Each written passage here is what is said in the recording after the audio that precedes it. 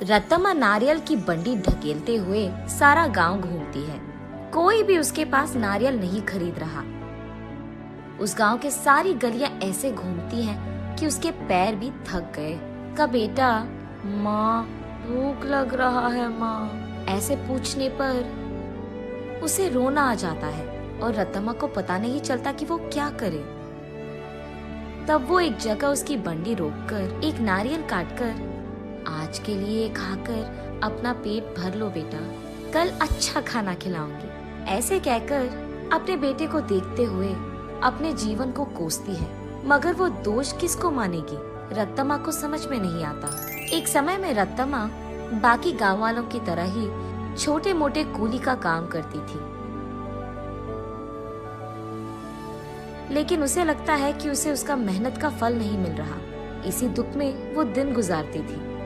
कुछ ही दिन पहले रत्तम्मा का पति पी पी कर मर गया। घर के सारे पैसे वो अपने दारू में लगा दिया और घर में एक फूटी कौड़ी भी नहीं है। इसीलिए रत्तम्मा को क्या करे ये पता नहीं चल रहा था और उसे इसी बात का डर था कि वो अपने बेटे को कैसे पढ़ाएगी। एक दिन वो अपने घर के बरामदे में बैठकर यही सोचती रहती है कि वो पैसे कैसे कमाएगी। तभी फैसला करती है कि वो एक छोटा सा व्यापार करेगी। इसी सोच में वो जब सर उठाकर ऊपर देखती है, उसके घर के ठीक सामने मौजूद एक नारियल का पेड़ उसे नजर आता है। तब वो फैसला करती है कि वो नारियल बेचेगी। उसके फैसले के अनुसार ही वो अगले दिन उस गांव के जंक्शन के बीच में नारियल का एक छोटा सा बंडी लगाती है। लेकिन तब तक उसी जंक्शन पे दो और ऐसे व्यापारी थे जो नारियल बेच रहे थे। उन दोनों की वजह से रत्तम्मा का व्यापार ठीक से नहीं चलता है। इसी कारण 2-3 दिनों से रत्तम्मा की बंडी से सिर्फ 2 या 3 नारियल ही बिके थे, बाकी सारे वैसे के वैसे ही रह गए। ये देख निराश होकर रत्तम्मा ये फैसला करती है कि अगर वो गांव के सारी गलियां घूमकर बेचने की कोशिश करेगी तो कम से कम कुछ तो बिक जाएंगे। तब जाकर वो ऐसे गलियों में घूमती रही। आंखों में से निकल रहे आंसू को पोंछकर वो बस अपनी किस्मत को कोसकर घर जाने ही लगती है कि बीच रास्ते में उसे एक पाठशाला नजर आती है। उस पाठशाला के बच्चे वहाँ बेच रहे स्नैक्स को देख उस दुकान के चारों ओर घेर कर उनको खरीदने लगते हैं। ये देख रत्तम्मा का बेटा, माँ मुझे भी वो खाना है माँ, ऐसे वो भोला बच्चा पूछता है। ठीक तभी अचानक रत्तम्मा को एक अच्छी योजना सूझती है। तब वो उसके बेटे से ऐसे कहती है, हमारे पास उसको खरीदने के पैसे नहीं है बेटा, लेकिन घर जाते ही मैं तुम्हारे लिए एक बहुत अच्छी मिठाई बनाऊंगी, ठीक है? चलो हम अभी घर चले जाएंगे। घर आते ही बचे नारियल में से कुछ ही को काटकर उनसे कुछ मिठाइयाँ बनाती है और उन मिठाइयों को अगले ही दिन उस पाठशाला के पास बेचने लगती है। उस दिन तक किसी ने भी नारियल से बनाए हुए मिठाई को वहाँ पे नहीं बेचा था, इसीलिए पाठशाला में मौजूद सारे बच्चे एक ही बार में वहाँ आकर सारे मिठाइयाँ खरीद लेते हैं। बस रत्तम्मा की खुशी का कोई सीमा नहीं। घर जाते ही वो नारियलों से दूसरी तरह की मिठाई बनकर अगले ही दिन वहाँ आकर उसे बेचती है। पिछले दिन की तरह ही बच्चे वहाँ आकर सारी मिठाइयों को खरीद लेते हैं, लेकिन कुछ बच्चे ऐसे पूछते हैं, आंटी कल जैसे मिठाई नहीं है क्या? कल लेके आऊंगा बेटा।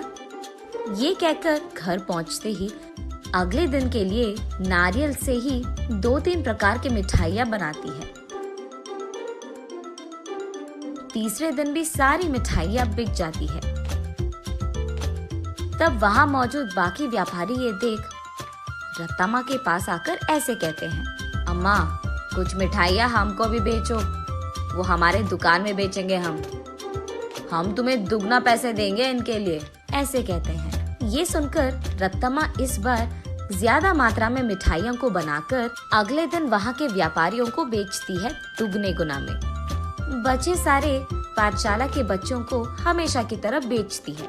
ये देख बच्चे सारे वापस रत्तम्मा के पास ही मिठाइयाँ खरीदते हैं। ये देख बाकी व्यापारी रत्तम्मा से ऐसे कहते हैं, तुम अगर ऐसे ही हमारे बगल में दुकान लगाकर वही मिठाइयाँ कम दाम में बेचोगे तो हमारा धंधा कैसे चलेगा मैम? अगर तुम्हें बेचना है तो हमारे ही दाम पे बेचना होगा। तब रत्तम्मा, लेकिन बच्चे इतने दाम पे कैसे खरीदेंगे? उस सब से हमारा कोई लेना देना नहीं। अगर यहाँ धंधा करना है तो हमारी सुनो, वरना यहाँ से निकल जाओ। ऐसे कहते हैं। ये सुनकर रत्तम्मा उसके घर पहुंचकर बहुत सोचने लग जाती है। अगले दिन वो उस पाठशाला के पास एक बड़ा सा मिठाई का दुकान ही खोल देती है। उसमें सिर्फ नारियल से बनाई हुई मिठाइयाँ ही बेचती है। अब रत्तम्मा को किसी से कोई लड़ाई करने की जरूरत नहीं पड़ेगी। दूसरी तरफ रत्तम्मा की तरह नारियल से मिठाई बनाकर बेचने वाला उस गांव में और कोई नहीं था। अब इस कारण रत्तम्मा के मिठाई का दुकान सिर्फ बच्चे ही नहीं बल्कि सारा गांव जाता था। कुछ ही दिनों में रत्तम्मा अमीर बन जाती है और उसी पाठशाला में वो अपने बेटे को पढ़ाती भी है। ऐसे प्यार से वो उस नारियल के पेड़ को हर रोज पूछकर पानी डालती थी।